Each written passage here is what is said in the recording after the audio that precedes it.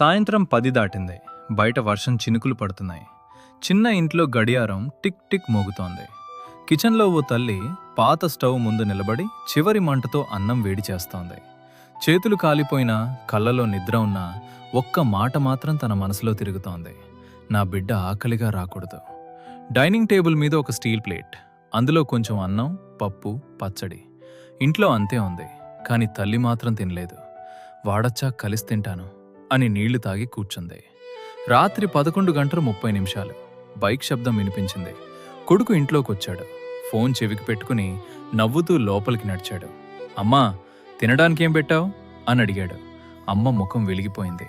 నీకిష్టమైన పప్పు చేశాన్రా అని ప్రేమగా ప్లేట్ పెట్టింది. కొడుకు ప్లేట్ చూశాడు. చల్లబడిన అన్నం, అదే పప్పు, అదే పచ్చడి. వెంటనే మొహం మార్చేసి, రోజూ ఇదే తిండి, నాకు బోర్ కొడుతోంది. బయట వాళ్ళు ఎన్ని వెరైటీలు తింటున్నారు తెలుసా అని కోపంగా అన్నాడు. అమ్మ ఏమీ మాట్లాడలేదు, నవ్వినట్టు నటించింది. కొడుకు ఒక్కసారిగా ప్లేట్ని పక్కకు నెట్టేసి, నాకు వద్దు అని గట్టిగా చెప్పి గదిలోకి వెళ్ళిపోయాడు. ఆ ప్లేట్లోని అన్నం నేల మీద చెల్లాచెదురైంది. అమ్మ మాత్రం కింద పడిన ప్రతి మెతుకుని చేత్తో ఏరుకుంది. కళ్ళలో నీళ్లు మెరుస్తున్నాయి, కాని ఆ కన్నీళ్లు కొడుకు చూడకుండా మింగేసింది. రాత్రి 2 గంటలు. కొడుకు దాహం వేసింది. నిద్రలోంచి లేచి కిచెన్ వైపు నడిచాడు. కిచెన్లో లైట్ లేదు. చీకట్లో ఎవరో కూర్చున్నట్టు కనిపించింది. అతను నెమ్మదిగా దగ్గరకు వెళ్ళాడు.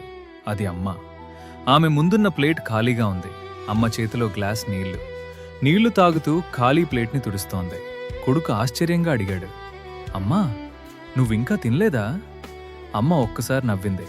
ఆ నవ్వులో బాధ ఉంది, ప్రేమ ఉంది, ఆకలి ఉంది. ఇంట్లో ఉన్న కొంచెం అన్నం నీకే పెట్టారా?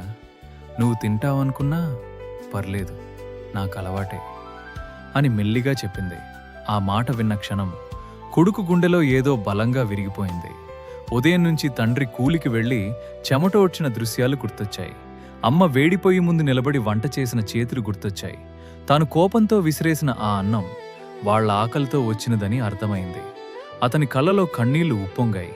వెంటనే అమ్మ దగ్గరకు పరిగెత్తి వెళ్లి మోకాళ్లపై కూర్చున్నాడు.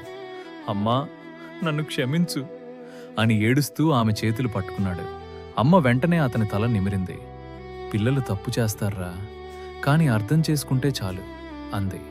కొడుకు నేలపై పడిన ఆ మెతుకులను చూసి ఏడ్చాడు.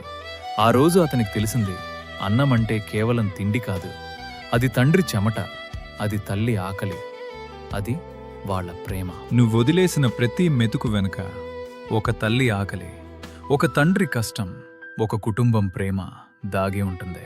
హోటల్లో 1000 రూపాయలు బిల్ పెట్టి ఫుడ్ వేస్ట్ చేసే ముందు ఇంట్లో నీకోసం తినకుండా ఎదురుచూసే అమ్మను ఒక్కసారి గుర్తు చేసుకో. ఎందుకంటే ఆకలి విలువ తెలిసిన వాళ్ళు అన్నాన్ని కాదు, దేవుణ్ణి చూస్తారు. ఈ స్టోరీ చూసి ఒక్కసారి ఆగి ఆలోచించు. నువ్వు విసిరేసే ప్రతి మెతుకు వెనుక ఎవరి కన్నీళ్లు ఉన్నాయో తెలుసా?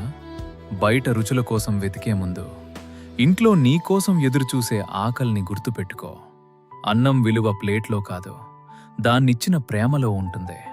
ఇప్పుడే చెప్పు, నువ్వెప్పుడైనా ఇలా అన్నం వదిలేశావా? కమెంట్ చేయండి.